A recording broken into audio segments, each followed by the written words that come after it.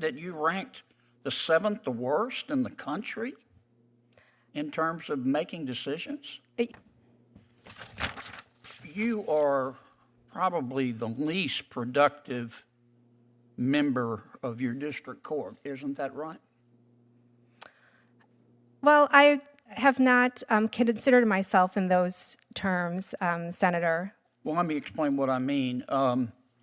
You have 125 motions pending that you've declined to decide. Let me finish. That's more than any other district judge in the entire Seventh Circuit.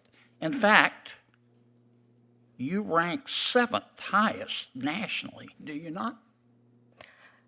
I am not familiar with those statistics, Senator Kennedy. You haven't looked? I did look in preparation for this hearing, but I didn't compare myself to others. You haven't seen that you ranked the seventh the worst in the country in terms of making decisions? You are the first to tell me this. And I think for me, I stress the quality of my decision-making. And as I explained, I came on, I was the first district judge to come on during this administration. Yeah, but so were all the others. I mean, there have been 68 district judges confirmed in the 117th Congress. In terms of motions pending for more than 6 months, you rank number 3.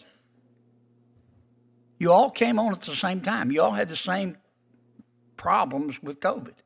You're the third worst. You really think of all the other district judges in the Seventh Circuit, you're the one that ought to be promoted based on this record? Senator, this is something that I've discussed with my fellow judges.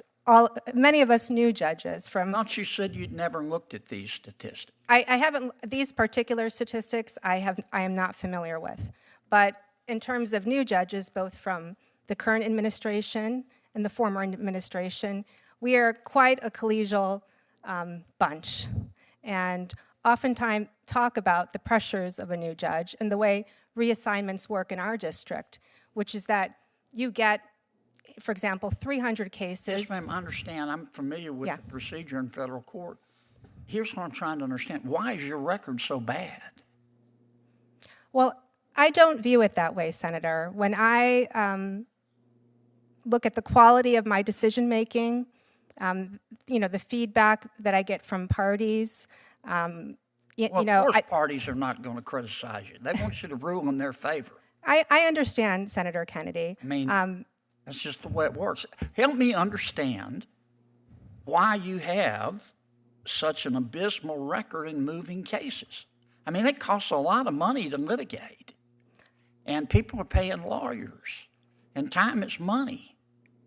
And of all the district court judges in the Seventh Circuit, you're the worst in terms of moving cases. Why do you think you deserve to be promoted over all of those others?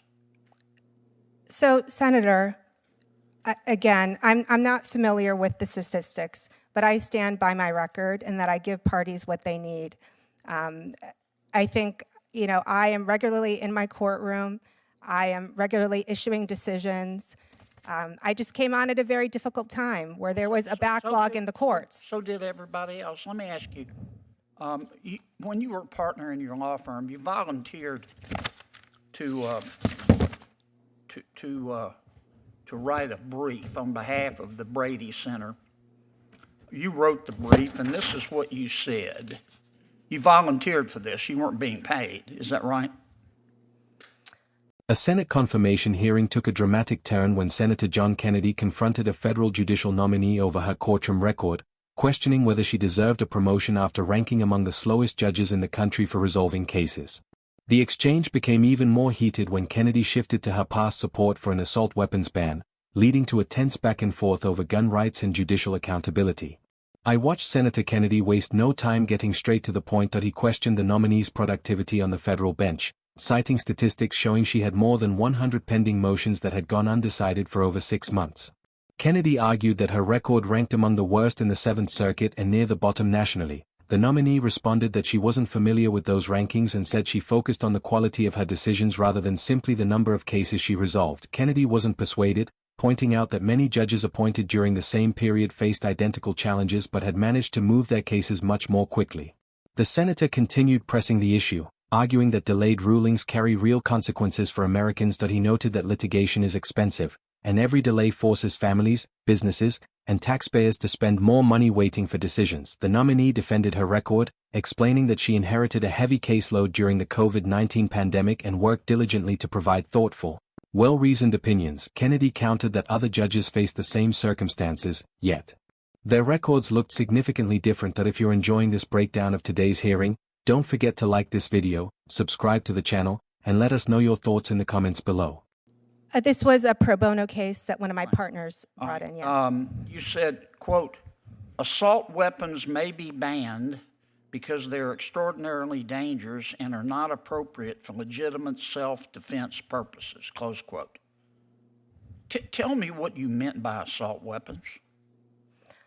Thank you, Senator Kennedy. Just to clarify there, I was local counsel.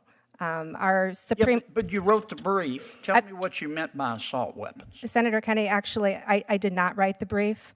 The brief was written by... You signed the brief, though, didn't you? Correct. I signed the brief. When you sign a brief, you're testifying to the court that everything in it is true, right? Yes. Okay. So they're your words in terms of the court, right? Well, you're correct, Senator Kennedy. Okay. I would never sign... Tell me what you meant by assault weapons. So I am not a gun expert, and at the time, that brief, I think, was about 10 years... But you were giving the court advice about, say, ban assault weapons. What is... You told the court you were an expert. Just tell me what you wanted to ban. Senator, sitting here today, as I said, I did not write that brief. I was local counsel. Sign the brief. I understand. At the time... Tell me what you wanted to ban. That's all I want to know, Judge. I don't remember the exact definition of assault weapons in the ordinance that was at issue. So you submitted a brief to an appellate brief, you signed it, and you don't know what, and you said abolish assault weapons, and you don't know what you wanted them to abolish? Senator, at the time that I signed the brief, I read the brief because our Supreme Court required an Illinois bar member to sign the brief. I was not responsible for researching the content. You were responsible for the brief. Absolutely, absolutely. And sitting here today, I do not remember the characteristics that were cited in the ordinance for the assault weapons ban. It's not an area of practice that I have specialized in. I'm sure 10 years ago I could have answered your question. And but Judge, sitting here today, you think you deserve to be promoted? With this record? Senator, I stand by my record. I stand by my record. Kennedy then shifted to the nominee's legal work before becoming a judge. He questioned her about a pro bono legal brief supporting restrictions on assault weapons, quoting language from the filing that argued certain firearms could be banned because they were unusually dangerous and unnecessary for self-defense. Kennedy repeatedly asked what she meant by the term assault weapons. The nominee explained that she had served as local counsel on the case and did not draft the brief herself. While she acknowledged signing the filing, she said she could no longer recall the specific legal definition used in the ordinance from more than a decade earlier. Kennedy remained skeptical. He argued that attorneys are responsible for the legal briefs they sign and questioned how someone seeking a higher judicial appointment could be unable to explain a position she had previously endorsed. The nominee maintained that she stood by her overall judicial record and emphasized her commitment to fairness and careful decision-making. The confirmation hearing highlighted two major issues: judicial efficiency and constitutional rights. Senator Kennedy questioned whether the nominee's record of delayed rulings and her past legal advocacy made her deserving of a promotion, while the nominee defended both her courtroom performance and her professional experience. The exchange underscored the intense scrutiny federal judicial nominees face before earning a lifetime appointment.